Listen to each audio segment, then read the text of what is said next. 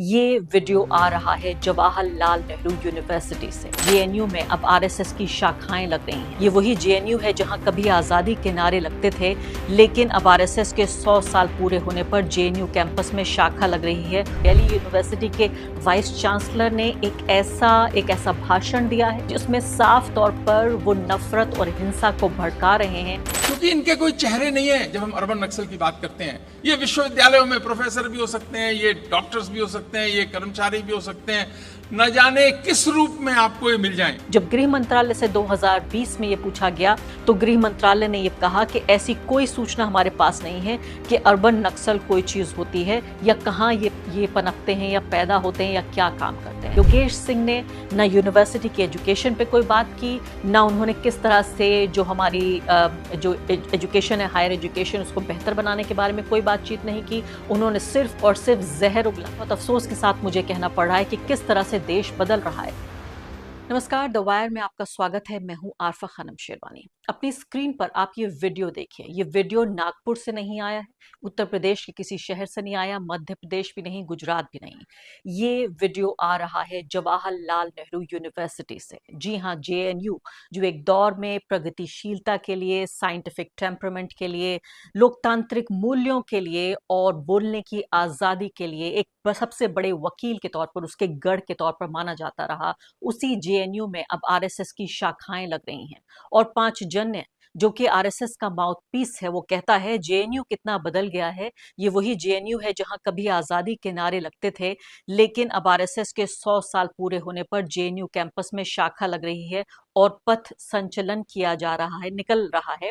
खास बात यह है कि बड़ी संख्या में जेन जी छात्र संघ की गतिविधियों में हिस्सा ले रहे हैं। ये बिल्कुल आप ये देखिए कि इसमें कितना उल्लास है। ये जो पूरा टेक्स्ट है, ये 3 लाइनों का, इसमें कितना उल्लास है कि ये वही जेएनयू है। मैं आपको याद दिलाना चाहती हूँ, 5 जन ने जिस बात को नहीं कह पाया वो मैं कहना चाहती हूँ, जहां से उमर खालिद, कन्हैया कुमार, अनिर्बान, उन्होंने सबसे पहले नरेंद्र मोदी की इस हुकूमत को सबसे पहले चुनौती दी कि हमें वो ताकतें बर्दाश्त नहीं होंगी, हमें वो विचारधारा बर्दाश्त नहीं होगी जो भारत के लोकतंत्र पर हमला करेगी।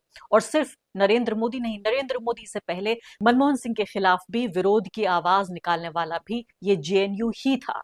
और ये बात सिर्फ 2 प्रधानमंत्रियों तक नहीं, बल्कि पूरा इतिहास जेएनयू का ये बताता है कि किस तरह से जेएनयू हमेशा वो संस्थान रहा जिसने हमेशा से हमारे बोलने की अधिकारों की रक्षा, हमारे अधिकार हैं बुनियादी, उनकी रक्षा। और इसीलिए आप देखते हैं तमाम तरह से एक तरह का बहुत खूबसूरत गुलदस्ता कहलाया जाता है कि पूरे भारत से अलग अलग जो गरीब तबकों के वो लोग हैं, जो कहीं ना कहीं एक बुद्धिजीवी पूरा जो विमर्श है उसमें शामिल होना चाहते हैं और भारत को एक ऐसे सपने को साकार करना चाहते हैं कि जो लोकतांत्रिक मूल्यों पर हो। लेकिन बहुत अफसोस के साथ मुझे कहना पड़ रहा है कि किस तरह से देश बदल रहा है। ये सिर्फ जेएनयू की कहानी नहीं, दिल्ली यूनिवर्सिटी की वही कहानी बन रही है। दिल्ली यूनिवर्सिटी के वाइस चांसलर ने एक ऐसा भाषण दिया है, वो भी मैं कहूंगी सैकड़ों लोगों के सामने ये भाषण उन्होंने दिया है, जिसमें साफ तौर पर वो नफरत और हिंसा को भड़का रहे हैं एक खास विचारधारा के खिलाफ। एक ऐसी विचारधारा जो संविधान की विचारधारा है, लोकतंत्र की विचारधारा है। सीधे तौर पर कह रहे हैं योगेश सिंह के ऐसे लोग जो अर्बन नक्सल हैं, यानी वो बहुत ही घटिया और डेफिमेटरी जो टर्म है इसको इस्तेमाल कर रहे हैं एक यूनिवर्सिटी के वाइस चांसलर, जो कह रहे हैं कि अर्बन नक्सल सिर्फ जंगलों नहीं बल्कि यूनिवर्सिटीज और शहरों में पाए जाते हैं। इस बयान को उन्होंने दिया और साथ साथ वो कह रहे हैं कि इस तरह के लोगों को आइडेंटिफाई किया जाना चाहिए, उनकी पहचान की जानी चाहिए और उन्हें मिटाया जाना चाहिए जो देश के खिलाफ हैं।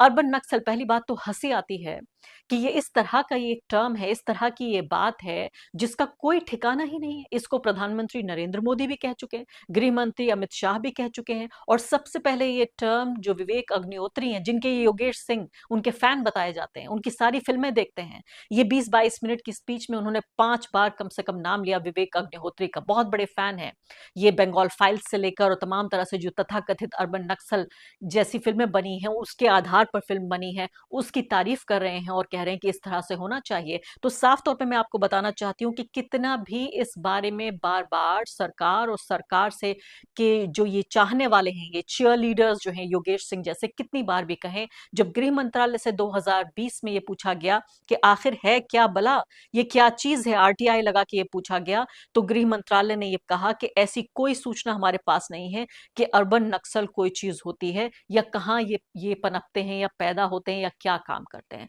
उसके बावजूद भी योगेश सिंह इस तरह से नफरत भरा ये भाषण एक खास विचारधारा के खिलाफ ये दे रहे हैं, वो विचारधारा जो देश के मूल्यों की विचारधारा है, जो हमारे बुनियादी, जो हमारे राष्ट्र के निर्माण के जो सिद्धांत हैं, जो हमारे राष्ट्र के निर्माण के सिद्धांत, उनके खिलाफ ये बयान दे रहे हैं और सीधे तौर पे ये कह रहे हैं कि उनकी पहचान करके और उन्हें मिटाया जाना चाहिए। सबसे बड़ी बात यह है कि वो कह रहे हैं कि अब जंगलों में नहीं, अब यूनिवर्सिटीज और जो हमारे शहर है वहां पर ये मूव कर गया है। योगेश सिंह ये बात फरमा रहे हैं और खासकर ये कह रहे हैं, आप ये देखिए उन्होंने किन शब्दों का इस्तेमाल किया है।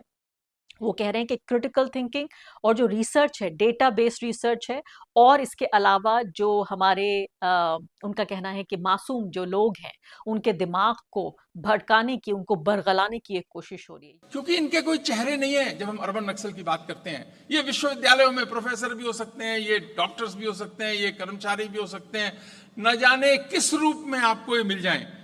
आप ध्यान तो करो 2016 की घटना जब जवाहरलाल नेहरू यूनिवर्सिटी में हुई और अफजल गुरु के समर्थन में नारे लग गए कि भारत तेरे टुकड़े होंगे इंशाअल्लाह इंशाअल्लाह, और भारत की बर्बादी तक जंग रहेगी। क्या हम सबका सिर शर्म से नहीं झुका? बिल्कुल झुका। क्या ये शिक्षा हारी नहीं? क्या ये अर्बन नक्सलवाद का एक उदाहरण है कि शिक्षा हारी? कैसे बच्चों के मनों को कौन खराब कर रहा है, ये सोचने की बात है। अर्बन नक्सल प्रोफेसर्स, टीचर्स, छोटे छोटे बच्चे, प्यारे प्यारे बच्चे देश के अलग अलग भागों से विश्वविद्यालयों में पढ़ने आते हैं।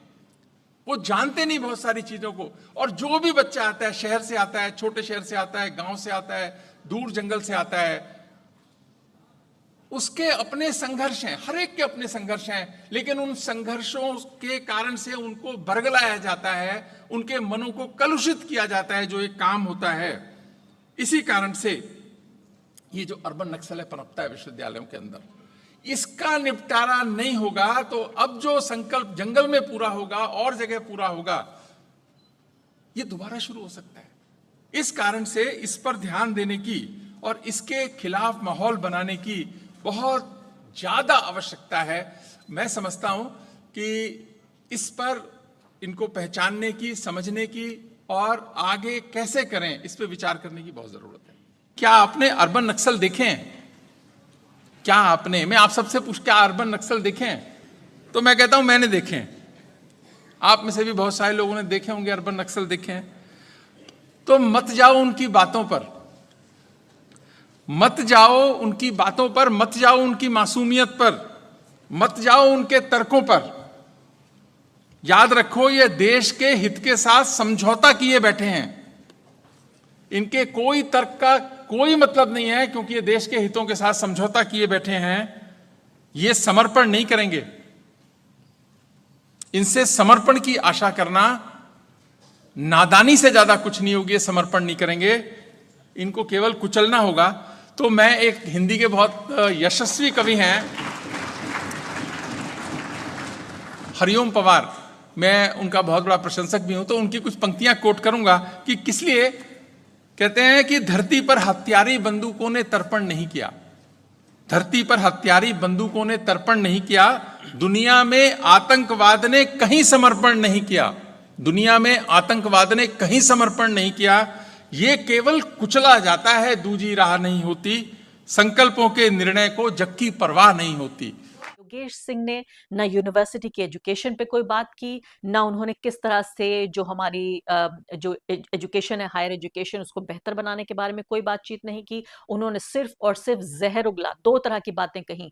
तथाकथित अर्बन नक्सल, जिसका कोई पता ठिकाना नहीं है, भारत की सरकार कहती है हम नहीं जानते कौन होते हैं अर्बन नक्सल और कहाँ पाए जाते हैं। उन अर्बन नक्सलों को दोबारा, यानी जंगलों से यहाँ यूनिवर्सिटी लाने का काम तो खुद योगेश सिंह कर रहे हैं। तो योगेश सिंह ने दो बहुत ही खतरनाक उनके इस बयान बयान के जो पहलू हैं वो ये कि एक विचारधारा को टारगेट कर रहे हैं, वो कह रहे हैं पहचान करके इसको मिटाया जाना चाहिए। दूसरी बात कि बहुत ही निरे दर्जे की सरकार की चापलूसी कर रहे हैं, क्योंकि उनको पता है कि अगर उनके अंदर ये मादा होता, उनके अंदर योग्यता होती और योग्यता के आधार पर वो वाइस चांसलर बनाए गए होते, तो उन्हें एक स्पीच में कई बार प्रधानमंत्री का नाम नहीं लेना पड़ता, एक स्पीच में उन्हें कई बार सरकार की बात नहीं कहनी पड़ती। वो ये बताने की कोशिश कर रहे हैं कि दिल्ली यूनिवर्सिटी और केंद्र की सरकार दोनों एक ही हैं, इनमें कोई फर्क नहीं है। यानी सरकार ने एक एजेंडा शुरू किया है, उस एजेंडे को पे आगे बढ़े, उसी रोड मैप पे आगे बढ़े, और इसीलिए इस कदर चापलूसी कर रहे थे कि उन्होंने शुरुआत ही अपने भाषण की प्रधानमंत्री नरेंद्र मोदी से शुरू करके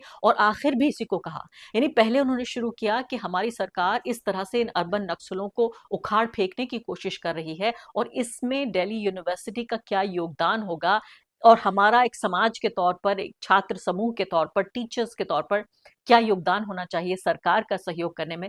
इस पे उनका भाषण खत्म हुआ।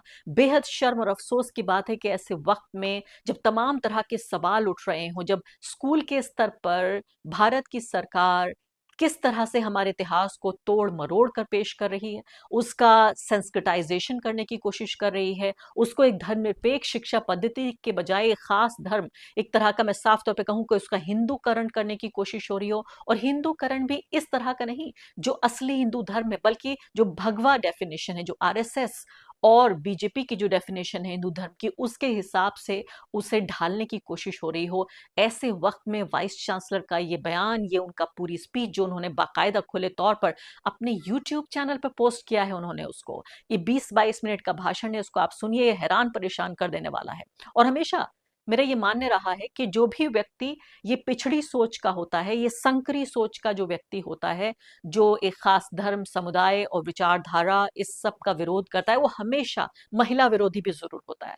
हमेशा मैंने ये देखा है कि जो व्यक्ति सांप्रदायिक होता है वो व्यक्ति जातिवादी भी होता है, जो व्यक्ति सांप्रदायिक और जातिवादी होता है वो व्यक्ति महिला विरोधी भी होता है। इनका महिला विरोध यहाँ साफ तौर पर यहाँ पे साबित होता है जब पिंजरा तोड़ जो ऑर्गेनाइजेशन है, एक फेमिनिस्ट ऑर्गेनाइजेशन है, उसके लिए उन्होंने किस तरह से उसको डिमोनाइज किया और किस तरह से बोला कि ये वो लोग हैं जो बहुत आज़ादी चाहते हैं, जो अपने माँ बाप के खिलाफ भी हैं और अपने जो टीचर्स हैं उनके खिलाफ भी हैं, अपने विश्वविद्यालय के खिलाफ भी हैं। सुन लेते हैं।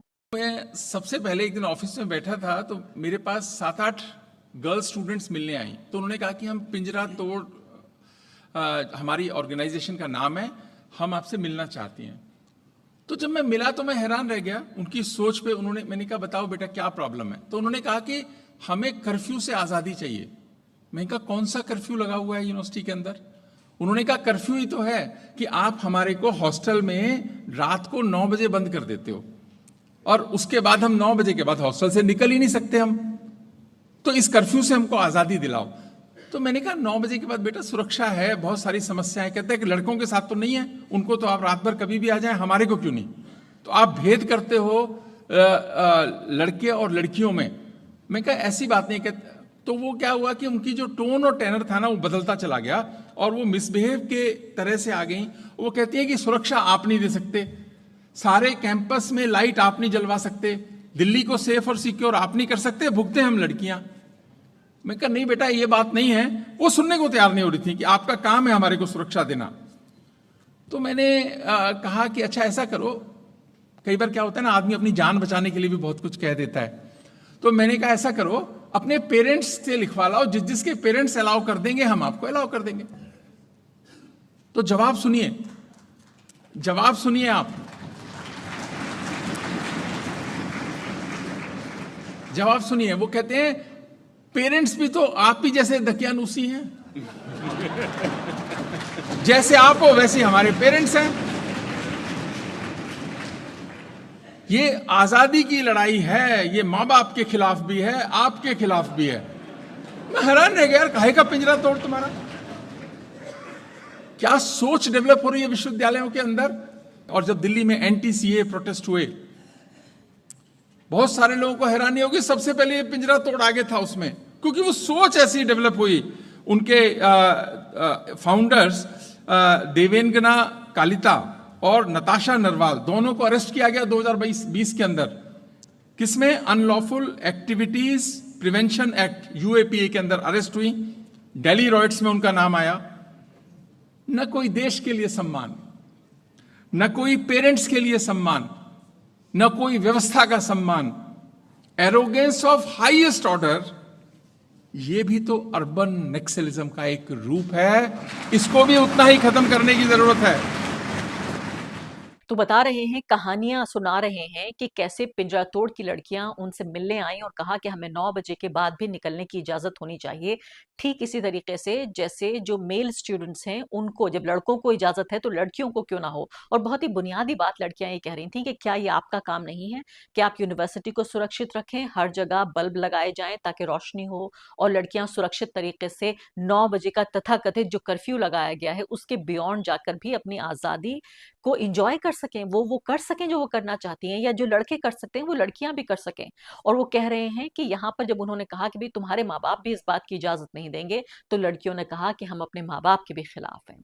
मतलब इतनी संकरी, इतनी पिछड़ी सोच।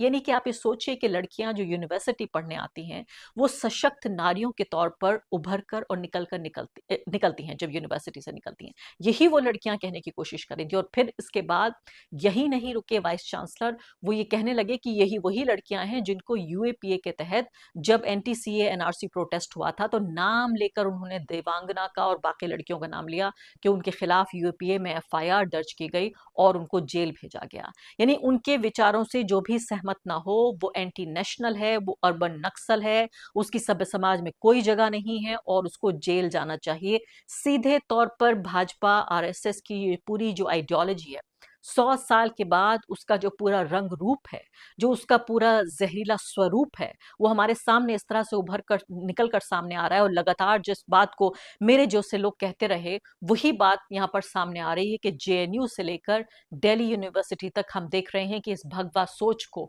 लोगों के ऊपर, खासकर जो हमारी यंग जनरेशन है उसके ऊपर थोपने की कोशिश की जाती है और लगातार की जा रही है। और इसीलिए हम देख रहे हैं कि एक रोज हम देखते हैं कि चीफ जस्टिस ऑफ इंडिया पर हमला होता है, उनके ऊपर जूता फेंकने की कोशिश होती है।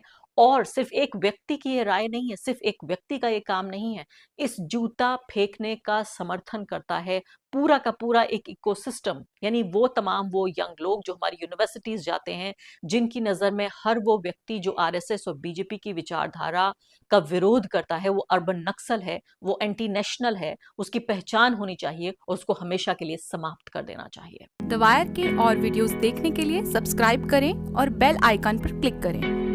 स्वतंत्र पत्रकारिता की आर्थिक मदद करने के लिए डिस्क्रिप्शन में दिए गए लिंक पर जाएं और अपनी राशि चुनें।